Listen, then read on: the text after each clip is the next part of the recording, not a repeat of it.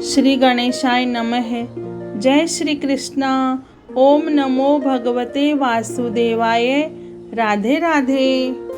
कार्तिक मास महात्म कथा का 8वां अध्याय प्रारंभ करते हैं। नारद जी बोले, अब मैं कार्तिक व्रत के उद्यापन का वर्णन करता हूँ, जो सब पापों का नाश करने वाला है।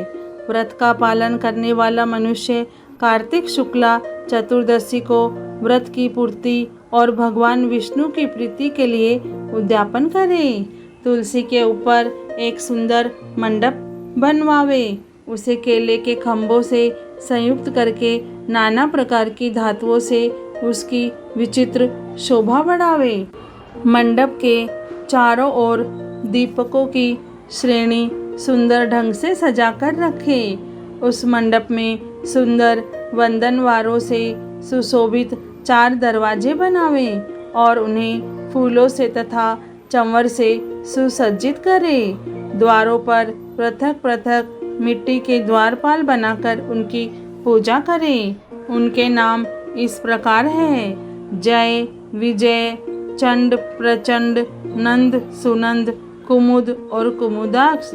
उन्हें चारों दरवाजों पर 2-2 के क्रम से स्थापित कर भक्तिपूर्वक पूजन करे। तुलसी की जड़ के समीप 4 रंगों से सुशोभित सर्वतोभद्र मंडल बनावे और उसके ऊपर पूर्ण पत्र तथा पंचरत्न से संयुक्त कलश की स्थापना करे। कलश के ऊपर शंख, चक्र, गदाधारी भगवान विष्णु का पूजन करे। भक्तिपूर्वक उस तिथि में उपवास करे तथा रात्रि में गीत, वाद्य, कीर्तन आदि मंगलमय आयोजनों के साथ जागरण करे।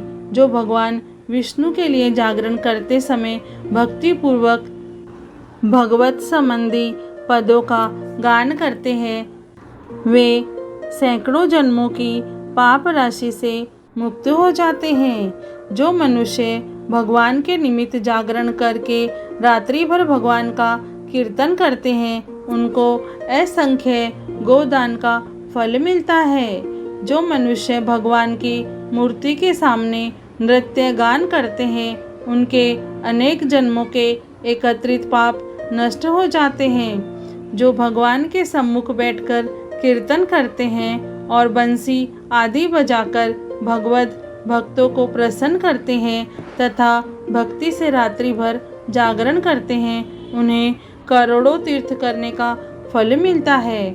उसके बाद पूर्णमासी में एक सपत्नीक ब्राह्मण को निमंत्रित करे।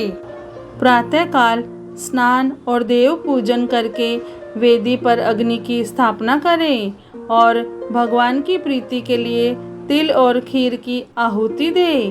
होम की शेष विधि पूरी करके भक्तिपूर्वक ब्राह्मणों का पूजन करे और उन्हें यथाशक्ति दक्षिणा दे। फिर उनसे इस प्रकार क्षमा प्रार्थना करें, आप सब लोगों की अनुकंपा से मुझ पर भगवान सदैव प्रसन्न रहे। इस व्रत को करने से मेरे 7 जन्मों के किए हुए पाप नष्ट हो जाएं और मेरी संतान चिरंजीवी हो। इस पूजा के द्वारा मेरी सभी मनोकामनाएं पूर्ण हो। मेरी मृत्यु के पश्चात मुझे अतिशय दुर्लभ विष्णु लोक की प्राप्ति हो। पूजा की समस्त वस्तुओं के साथ गाय भी गुरु को दान में दे। उसके पश्चात घर वालों और मित्रों के साथ स्वयं भोजन करे। भगवान द्वादशी तिथि को शयन से उठे, त्रयोदशी को देवताओं से मिले और चतुर्दशी को सबने उनका दर्शन एवं पूजन किया। इसलिए उस तिथि में भगवान की पूजा करनी चाहिए। गुरु की आज्ञा से भगवान विष्णु की स्वर्णमयी प्रतिमा का पूजन करें। इस पूर्णिमा को पुष्कर तीर्थ की यात्रा श्रेष्ठ मानी गई है। कार्तिक माह में इस विधि का पालन करना चाहिए। जो इस प्रकार कार्तिक के व्रत का पालन करते हैं, वे धन्य और पूजनीय हैं। उन्हें उत्तम फल की प्राप्ति होती है।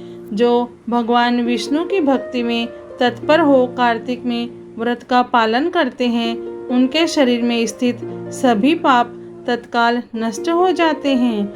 जो श्रद्धापूर्वक कार्तिक के उद्यापन का महात्म्य सुनाता है वह भगवान विष्णु का सायुज्य प्राप्त करता है। कार्तिक मास महात्म्य कथा का 8वां अध्याय पूर्ण हुआ। ओम नमो भगवते वासुदेवाय। जय श्री कृष्ण। राधे राधे।